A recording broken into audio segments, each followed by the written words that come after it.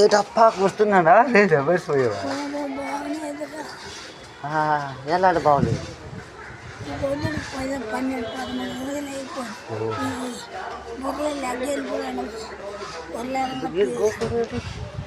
గోపి తాత వచ్చాడేమన్నా ఆడ వచ్చి 3 రోజులు ఆటో మీటింగ్ పెళ్ళికి వచ్చాను 4 రోజులు కాండ